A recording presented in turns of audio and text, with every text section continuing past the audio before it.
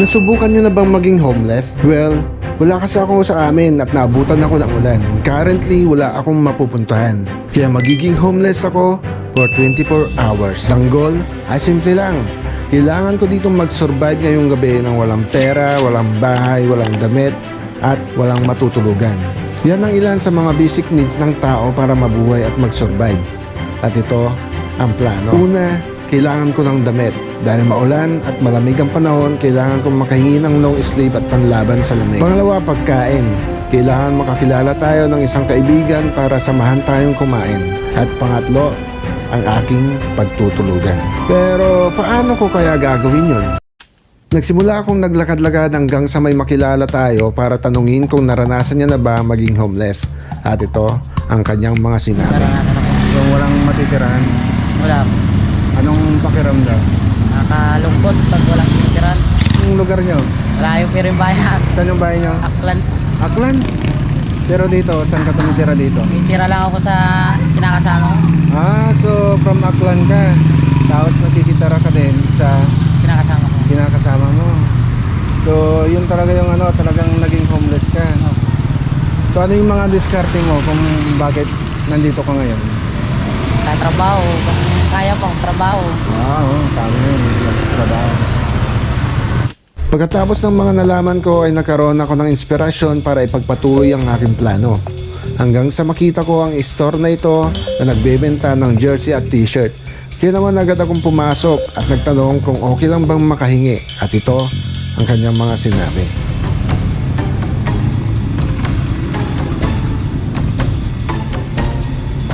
Morning, sir.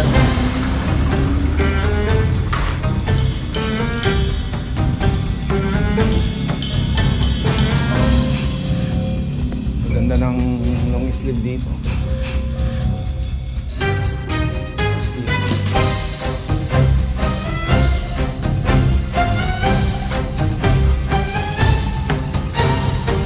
Sir, may challenge kasi ako. Ano yun? Balak kong mag 24 hours challenge homeless. Oo, tapos Kahapon pa ako hindi naliligo. Kailangan ko ng long sleeve kasi malamig eh. Okay lang ba na makahingi ng ano long bang sleeve? gusto mo? Para makapagpalit ka na taas sa ano? Yung pinakamaganda. Pinakamaganda. Sige. Ikaw, kung anong gusto mo, pwede naman kahit saan dito eh. Kahit saan. Oo, kahit saan dito. Okay lang, wala akong pera eh. Okay lang. Ganyan kami dito kapag kailangan ng tulong ng mga kapwa natin. Bibigyan natin siyempre. Sige. Sulit dito. Pili ka lang dyan kung anong gusto mo. Kaya maganda guys. Ito. Pagkaangas nito. Buti na lang mabait yung may-ari at dahil hindi lang isa kundi dalawa ang kanyang binigay. Siya naman may maisusuot na ako para ipagpatuloy ang nasimulang plano. Sinubukan ko namang magpalipas ng oras sa mall. Lakad dito, lakad doon, hanggang sa maranasan ko na rin ang gutom.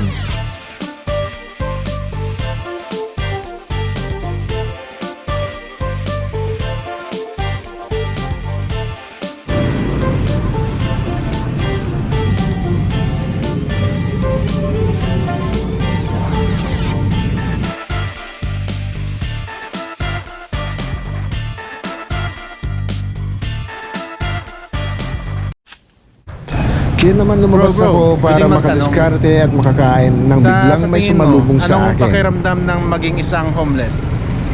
Mahirap, syempre. Kailangan mong kumayod, humingi. Ganun. Hindi naman basta-basta maging homeless eh. Kailangan natin kumayod para hindi tayo maging homeless. Magugutom tayo bawat araw-araw. So anong mga unang pangangailangan ng isang taong homeless? Syempre, kailangan humingi muna tayo ng pangangailangan sa tulong ng kung sinong pwedeng mga tulungan, mahiraman ng tulong. Tapos saka tayo magtrabaho para tayo ay sa araw-araw, makakain tayo araw-araw. Yun, dahil nasabi mo yung tulong, okay lang ba na ikaw yung hihingihan ko ng tulong para makakain ako? Oo naman, Kahit tara. ngayong lunch lang. Oo naman, tara. Okay, Kain tayo. okay, sige, let's go. Saan ba tayo pupunta? Kain tayo, hanap tayo dito sa tabi-tabi. Tabi-tabi. Pwedeng kainan. O kahit ano, basta makakain lang, okay na yon. Oo naman. So ano palang pangalan mo, bro? I'm Kobe. Hey, Kobe. Hey. Shoutout kay Kobe. Kaya naman inalok niya ako ng tulong para sa akin at sinamahan ako para kumain. Hey!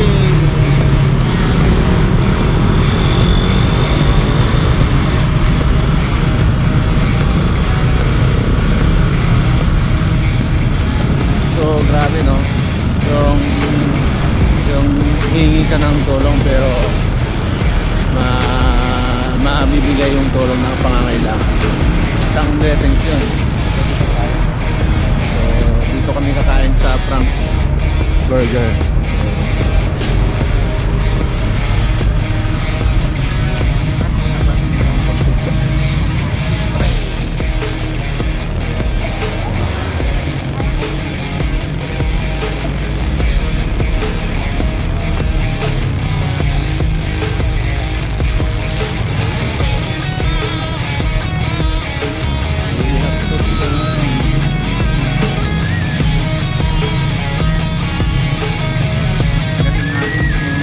Sarap ng pagkain.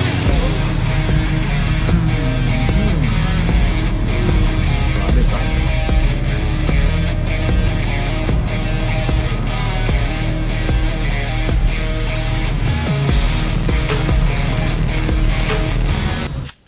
At dahil malungkot ang pagiging homeless, what if samahan niya na lang ako? Para sa pangalawang challenge, which is ang masubukang magbenta sa palengke. Kaya naman naglakad-lakad kami papuntang palengke. Pagdating sa palengke ay dito ko nalaman na talaga namang maraming nagtatawag sa'yo ng pugi. Kaya naman nakipagkulitan na rin tayo. At syempre, hindi mawawala yung plano na kailangan makapag-extra tayo dito. Tatanong tayo kay ate. Tatanungin natin si ate. So marami kaming na nadaan ng mga homeless kanina. Pag sa'yo nangyari yon, anong pakiramdam mo? Pagkatadong ka na tinakuha ng mga homeless, taktay. Nadaanan daw yung mga sigawan lang rin Okay. One word lang. One word. tulungan. Oh, matutulungan. Ganun. Tutulungan. Yun lang, tutulungan. Paano pag nalaman mong homeless ako? May hugot ka pa. Ate. Kasi challenge ko, homeless. Wala akong tahanan, wala akong tirahan. Pero hindi ako mamamalimos. Anong gagawin mo? Ita-challenge ko yung sarili ko na magtratrabaho. Pwede. Kahit isang oras lang, okay lang. Sige, pwede. No problem. Okay. Tara. So, ayun guys, masusubukan nating magbenta-benta dito sa palengke.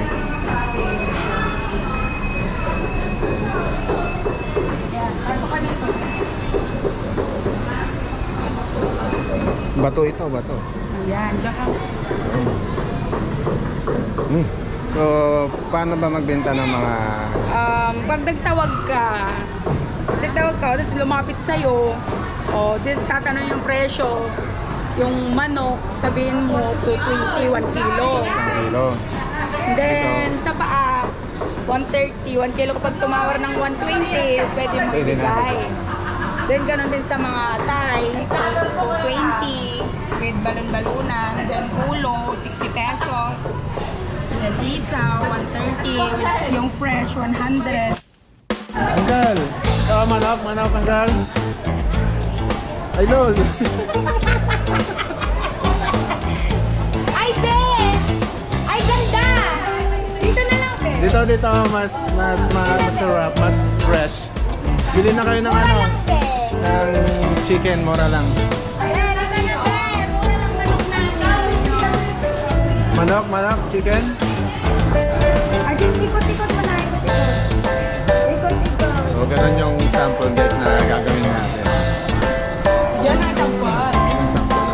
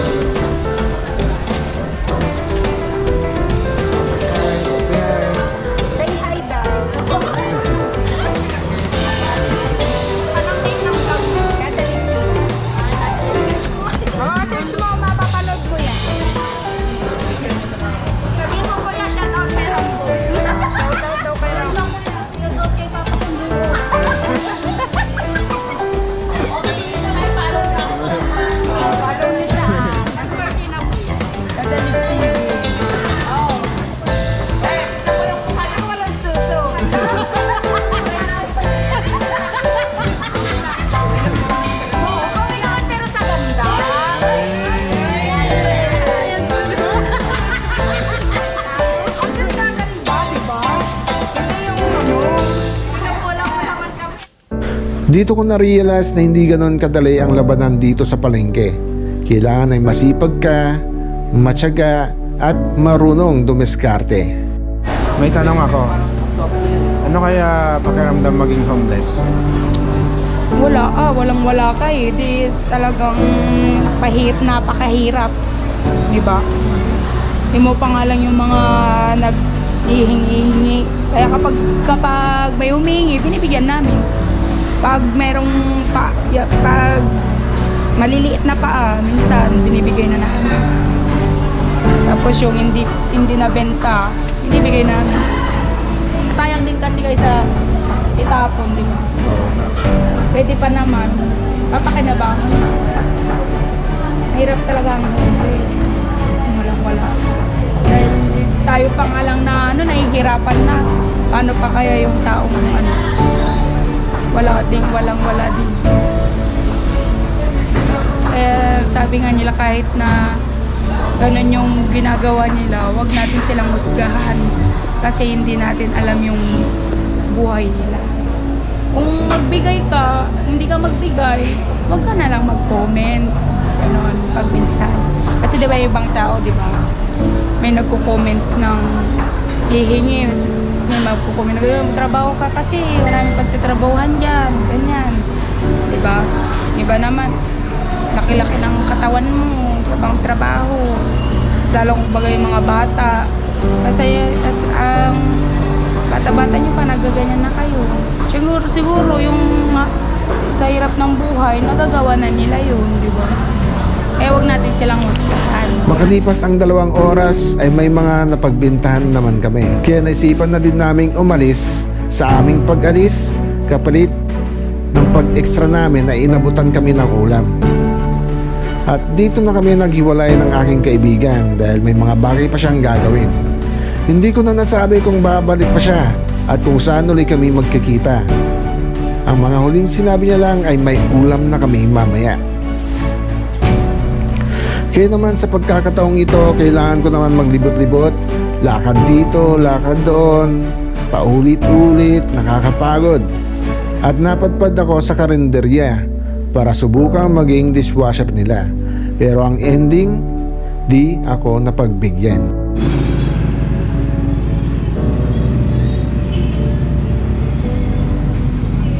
Ito unang spot natin.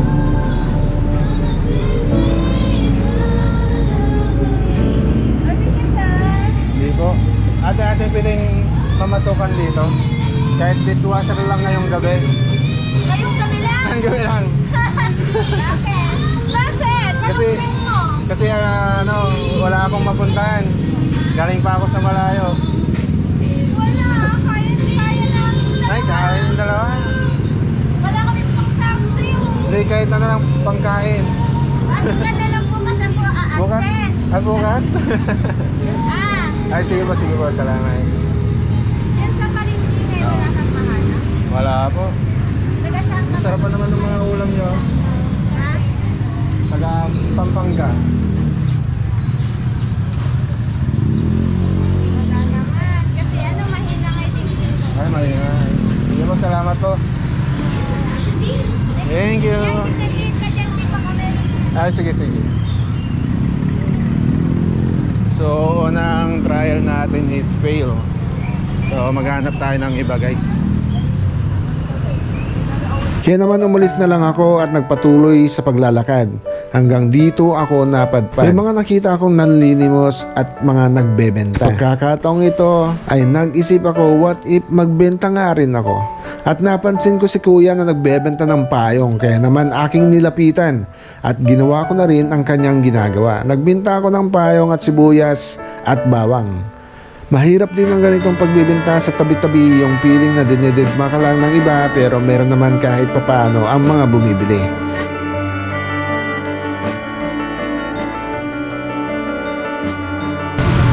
So, yun guys, may bumili na rin kayo.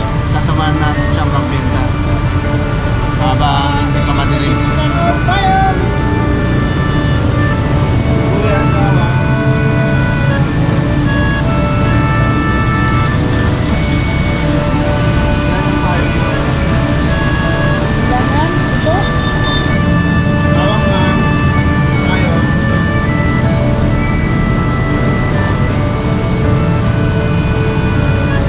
Kaya naman natanong ko si kuya patungkol sa homeless at nakakagulat ang kanyang mga sinabi. Tingin mo anong pakiramdam ng maging homeless? Kahit anong pamamaraan ba, pag yung talagang kinakailangan tulungan, bibigay naman ako kahit papare-pare lang. At least meron. Kaysa naman yung ibibigay mong halaga na malaki na binigyan mo is buo pa yung katawan, may kamay, may mata na kailangan ng maayos. Bibigyan mo ng ano, hindi tuwa yun. Kaya naman maghanap buhay ako, kung bibigay ako, kung talaga makikita ko yung tao talaga na as in talaga nang walang-wala talaga yung wala nang matatanda na, yung bulag na, wala nang makita, yun, nagbibigay ako dyan. Tapos makikita ko talaga yung putol na yun dito. Gano'n na lang, sub-sub na lang. Sub-sub na lang. Nagbibigay talaga ako dyan. Pagka as in talagang makikita ko na walang-wala na. Yun. Pero pag nakikita ko na buo pa yung kamay ko at nakakakita ka, Nakakalakad pa. nakakalakad ka pa, malabo ka sa akin. Yung taong binibigyan mo, siyempre parang kayo rin nagbibigay ng ano, yung patawag dito, yung dahilan kung para hindi sila mag-focus sa sarili nilang mga. Kayo rin nagtutulak. Tama. Buo lang katawan nun eh, buo yung kamay mo, nakakalakad. So yun yung naging point ni Kuya. Tama yung point niya na parang kayo pa yung nagtutulak para hindi siya magpursige sa kanyang buhay. Kasi umaasa lang sa binibigay mo, sa binibigay natin. Buo pa naman yung katawan, yung kamay, nakakakita. Parang nawawalan sila ng magpursige. Tama. So time check guys is 6:30 na ng gabi. Malis na rin yung nagbebenta ditong kasama ko. So ngayon ang plano natin, saan tayo matutulog at saan tayo kakain. At dahil maulan pa at umalis na rin si kuya, naisipan ko na rin magpalipas ng oras sa SM. Hanggang sa tumila ang ulan, kaya naman nagpatuloy na rin ako sa aking paglalakad. At nang biglang nakita ko na naman si Kobe na kanina pa pala ako inaabangan. At ito ang nangyari. So, time check guys is sakto 8:01 ng gabi. So, andito na naman si idol natin, si Kobe. Susunduin ko siya at para pakain natin ng dinner. O yun, so thankfully andito siya para tayo ay pakainin ng dinner. Go! Let's go! So kung naalala nyo, siya yung nagpakain ng lunch natin kanina. So napakabait ng tao ito. Saan tayo pupunta ngayon? Bahay namin, papakainin kita. Eh, sa bahay nila guys. Baka pwede ring matulog doon. Pwede! Ay, pwede! Woo! Yeah boy! So, titingnan natin. Buti na lang may mga ganitong tao guys, yung matulungin ba sa mga nangangailangan. Isa nandyan si Sir Kobe. Hey! Biyahe muna tayo. Biyahe. So kung maalala nyo, yung naging reward namin sa pagtitinda, siya yung nagluto ng yung paa ng manok at ulo ng manok guys. Titikman natin kung gaano nga ba kasarap. Okay, let's go! May dinner na tayo!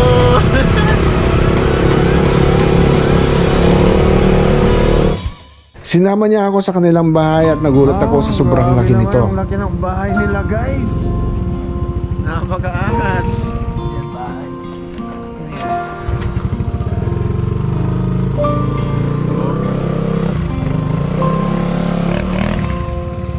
So, pasok na tayo.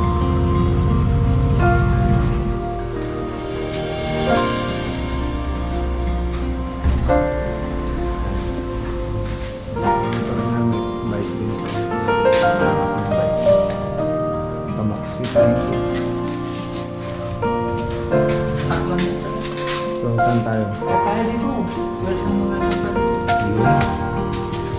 Finally, may magkakainan na rin tayo at matutuluyan ngayong gabi.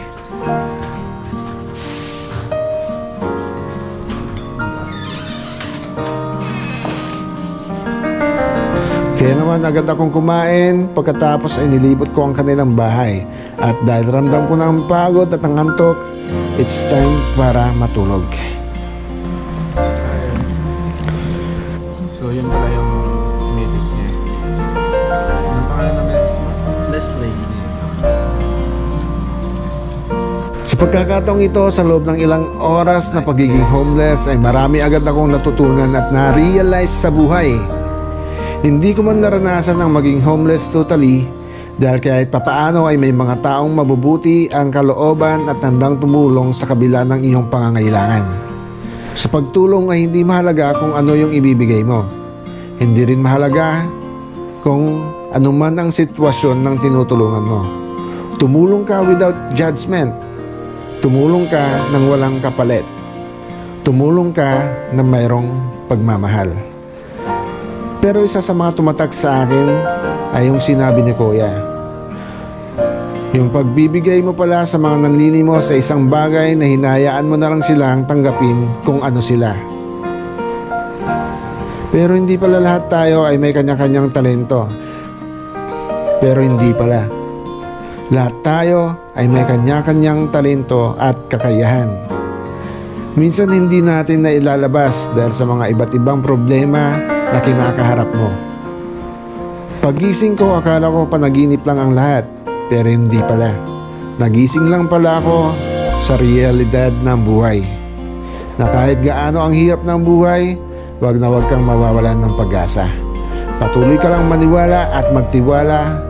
At ito ang aking kwento. Kadaigtibing nagsasabing that I can do all things through Christ who strengthens me. Kung may gusto kang puntahan, puntahan mo. Kung may gusto kang gawin, gawin mo.